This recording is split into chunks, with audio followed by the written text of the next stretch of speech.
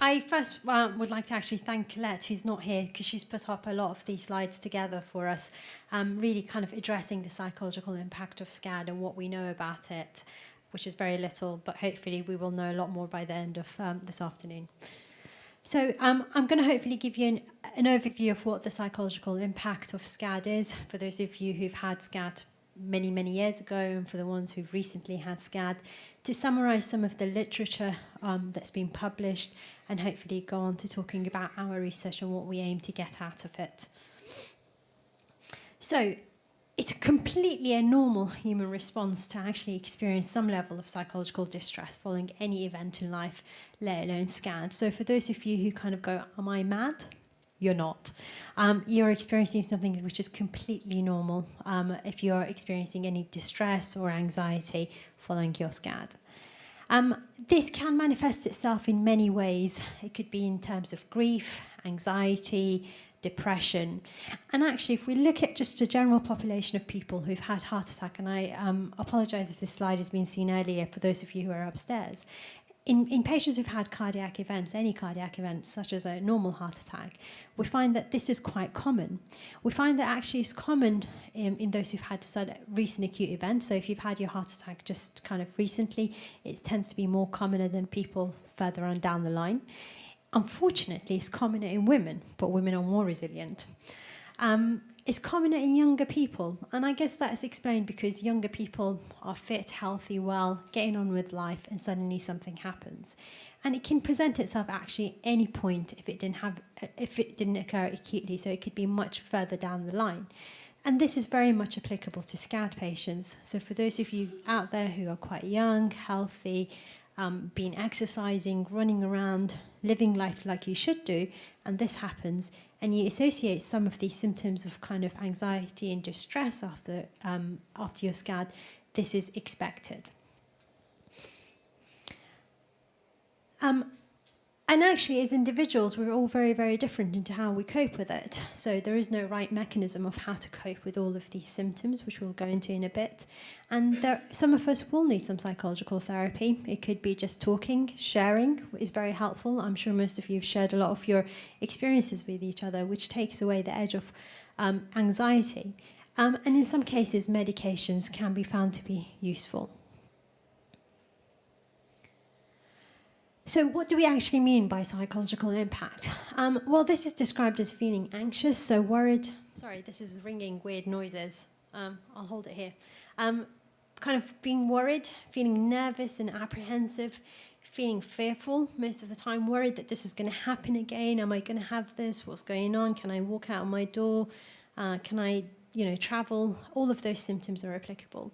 Feeling depressed, having low mood, sad, helpless, tearful, despairing is how I feel most of the time. Dave has locked me away in the cellar, so that applies to me. And some of you are kind of beyond that and then kind of experiencing a post-traumatic stress where you wake up getting flashbacks of the event, getting any chest pain or any triggers or any symptoms you may experience kind of take you back to the point where you've had SCAD, even though this is not applicable to SCAD. Feeling isolated, feeling guilt, it's all a result of a post-traumatic stress. So different people will present differently within that spectrum. And essentially, this is part of the grieving process. So looking at your faces, you're all kind of within acceptance now because you just want me to finish. But you could be in any of that, and that's absolutely fine. So wherever you are in your process of grief, this is absolutely okay with the aim to eventually get to acceptance and happy face. It's not a sleepy face, it's a happy face. Right, so what do we know about the literature? So the literature is actually limited. There's only been a few very small publications, and they've had a small number of people who've taken part in this. And it's mainly kind of retrospective, looking at did people have symptoms of kind of psychosocial abnormality before SCAD, after SCAD. What does this all mean? So actually Colette did, not I didn't. Colette did, so credit to her. She looked at all the literature that was out there. How much is there? Was there reported anxiety, depression, post-traumatic stress, which we were going on about? And actually, did these patients have a previous history of this? So this was just presenting itself in a different way. and what is the benefits? What can we do to help ourselves? So what the literature suggests that this is actually common. So anxiety and depression is quite a common symptom.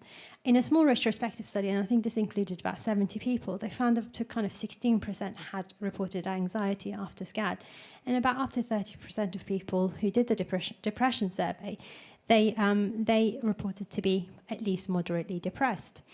What was interesting is that it was commoner in younger SCAD survivors, so the younger you are, you're more prone to this. And actually, it was commoner in people who are peri or postpartum. And I guess that's explainable, because if you can imagine, you've just had a new baby and you've got SCAD, it's not easy to cope with all of those things in one go. And they found in about 40% of those people who had SCAD and had these symptoms of anxiety and depression, they actually needed some form of therapy. So it could have been pharmacological therapy, so these are tablets to help with those symptoms that we give to anybody who has anxiety or depression, or it could be in the form of psychological treatment like counselling and cognitive behavioural therapy.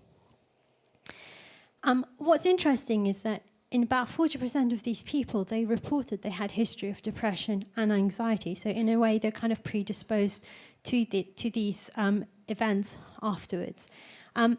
I think what I take very interesting is about over 50%, so 57% of these people who had SCAD expressed that they had intense emotional stress prior to their SCAD event, and that's common when I see you in our clinic. A lot of you report that to us. And what's really interesting is a lot of people report this as very high to severe stress. It could be due to kind of job, which I think Harriet touched on today. It could be due to arguments, relationships, moving houses. But this is something that we shouldn't probably disregard, and we need to look further into as to what is the association between stress and SCAD. What we do know and how we can help ourselves is that people who took part in cardiac rehab did experience a significant improvement in their scores of depression. So apart from just improving their exercise and getting them back into shape and giving them confidence, it actually had an impact on their depression scores. So they've gone from moderate depression to mild or no depression by the end of their cardiac rehab. And also, many people reported emotional benefits of any form. So their anxiety reduced, they were able to do more, they felt happier in themselves. So what does this mean? Well, we know that stress and anxiety and depression are common pre and post-SCAD. In a lot of you that we see, and this is just my experiences, that I can associate that some of you, it could be a trigger to your clinical symptoms. So you may get that there are periods where people report that they get increased periods of stress or anxiety, and they get chest pain, and the chest pain feels like what they were having at the time of SCAD, but they're not actually having a SCAD. And that's important, because I think that doesn't play a role in the pathology of SCAD, which is what we're trying to explore. We know that cardiac rehab is important. We know that for those of you who have gone, hopefully it's had a positive impact, not just on your physical well-being, but also on your emotional well-being. It's made you more happier and more positive and more confident. And there are a percentage of people who will need things. They will need counselling. They will need cognitive behavioural therapy, and a small proportion who will need medical therapy. And that's absolutely okay. So how can you help us? So from a research perspective, we've obviously gathered the data. We're starting to see a trend, but we've actually designed now a proper questionnaire that Dave touched on earlier. And that questionnaire actually measures the psychological impact of SCAD on you. So whether you had symptoms before, what happened during the time of SCAD, and what's happening right now.